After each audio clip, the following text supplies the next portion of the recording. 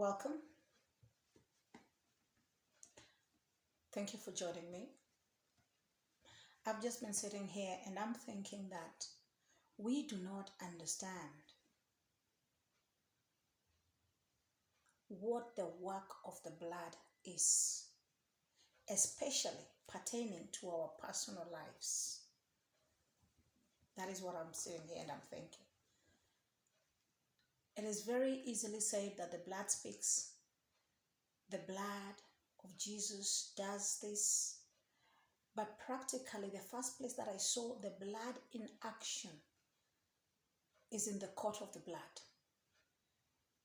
The blood validates, the blood authenticates, the blood pays off ransoms, the blood pays off bills, the blood speaks for and on behalf of.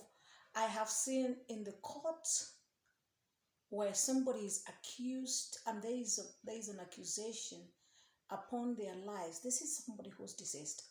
There's an accusation upon their lives of them having left so many debts. And when we requested the angels and the eunuchs and transferred all documents over to our lawyer and our advocate, Jesus Christ, I was a bit taken aback by the amount of debt that was in there. It wasn't big, it wasn't large, but there were so many people whom this person owed. And practically that's the first time after all debts were brought in together, which were from a lot of people, more than 500 people, the blood paid. The blood paid for them. The blood paid and silenced every voice that was asking for payment, every accusation of debt. That's the thing about legalities. A legality is legal. You might do this and this way and offset the debt. But if you don't deal with the legality, it will speak long after you have gone. That is what a legality is. It will speak in the lives of your children and generations to come. I know somebody's thinking about forgiveness. Forgiveness is there. It happens every day. The blood speaks. The blood atones for us. And that is why we have to learn to take everything before our Father in the court of the blood. The blood authenticates every information given. The blood acts as a defense mechanism for us because honestly, we wouldn't be here without the very act of the blood. So you can imagine from this dimension of the court of the blood, it is the only way that we access our Father. It is via, it is through.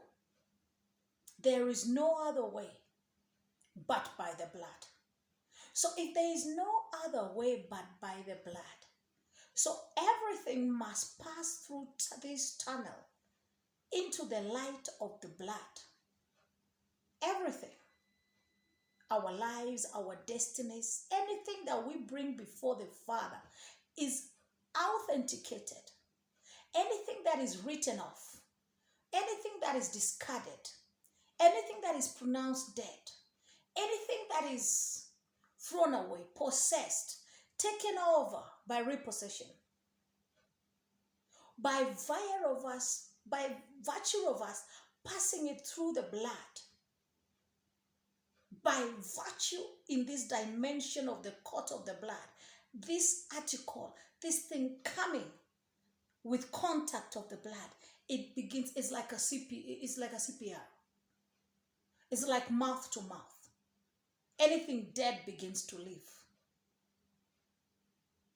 Anything that has lost power by virtue of the contact of the blood, it comes back to life. Anything pronounced dead on contact with the blood is resuscitated. It's like the way something flatlines, then there is life. So we need to dig deeper as people. I'm still also doing the same. Everybody, I mean, on what the blood's role is for you. When you come to the cross, when Jesus tells you, come to the cross, it means come to this dimension through the cross. At the cross, leave everything that is in your life: anxiety, fear, debt, pain, rejection, and come into my presence through the authenticated blood, through the blood that redeems, the blood that speaks, the blood that was offered as a ransom for anything and for anybody. It is at this blood that you begin to see every other dimension of any court that you need to access.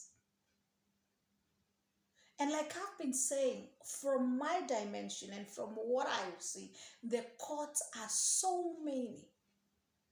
But everybody must go through the blood. So what is the mystery that we have not yet understood about the blood?